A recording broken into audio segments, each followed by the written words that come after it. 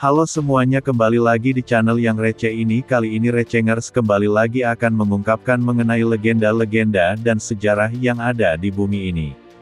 Kali ini kita akan membahas mengenai legenda Garuda Wisnu Kencana. Nah, tanpa berlama-lama lagi langsung saja kita ke pembahasannya Sobat Receh. Konon di sebuah negeri di Pulau Bali, hiduplah seorang resi yang arif dan bijaksana. Resi itu bernama Resi Kasyapa. Beliau memiliki dua orang istri yakni Kadru dan Winata. Resi Kasyapa bersikap adil kepada kedua istrinya, namun salah satu istrinya yaitu Kadru selalu menyimpan rasa iri dan dengki kepada Winata. Alkisah kedua istri Resi Kasyapa masing-masing dikaruniai anak. Kadru dikaruniai para naga, sedangkan Winata dikaruniai seekor burung Garuda. Kadru yang tetap memiliki rasa iri dan dengki terhadap Winata selalu melancarkan niat jahat agar Winata dapat keluar dari lingkaran keluarga Resi Kasyapa. Suatu ketika, para dewa mengaduk-aduk samudra untuk mendapatkan tirta amarta. Tirta air, yang disebut dapat memberikan keabadian kepada siapapun yang dapat meminumnya walaupun hanya setetes. Bersamaan dengan kejadian itu, muncullah kuda terbang bernama Ucaiswara. Oleh karena Kadru yang selalu menaruh rasa dengki terhadap Winata, Kadru kemudian menantang Winata untuk menebak warna kuda Ucaiswara yang belum terlihat oleh mereka.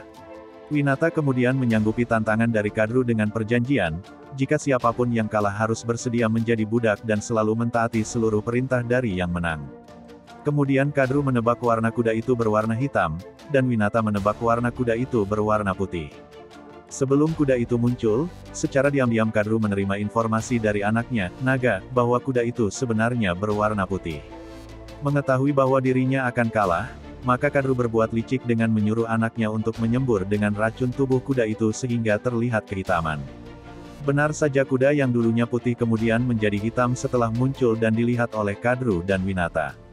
Karena Winata merasa dirinya telah kalah, maka ia bersedia menjadi budak Kadru selama hidupnya. Garuda Wisnu Kencana menyadari kelicikan Kadru, anak Winata yakni Sang Garuda tidak tinggal diam. Dia kemudian bertarung dengan anak-anak Kadru yakni para naga yang berlangsung tanpa henti siang dan malam. Keduanya berhasil menahan imbang di setiap pertarungan sampai akhirnya para naga pun memberikan persyaratan bahwa dia akan membebaskan Winata dengan syarat Sang Garuda dapat membawakan tirta amarta kepada para naga.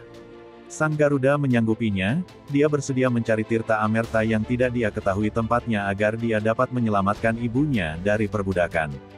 Di tengah petualangannya, Sang Garuda bertemu dengan Dewa Wisnu yang membawa tirta amarta. Garuda kemudian meminta tirta amarta itu, Dewa Wisnu menyerahkannya dengan syarat agar Garuda mau menjadi tunggangan Dewa Wisnu yang kemudian dikenal dengan nama Garuda Wisnu Kencana. Garuda kemudian mendapat tirta amarta dengan berwadahkan Kamendalu dengan tali rumput ilalang.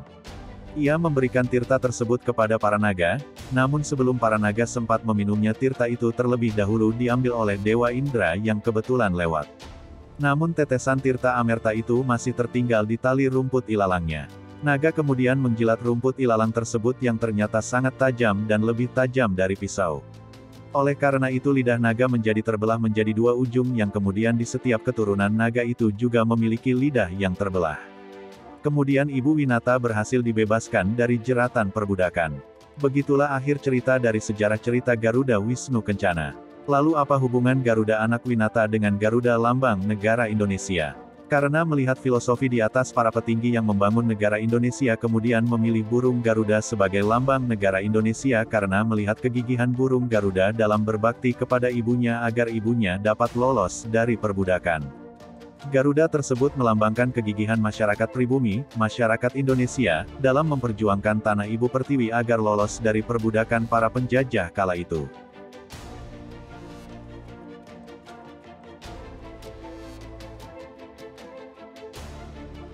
Nah, sudah sampai di akhir video legenda Garuda Wisnu Kencana. Bagaimana Sobat Receh penjelasannya menambah wawasan bukan? Jangan lupa like, komen dan subscribe ya sobat semua. Sampai jumpa di video selanjutnya.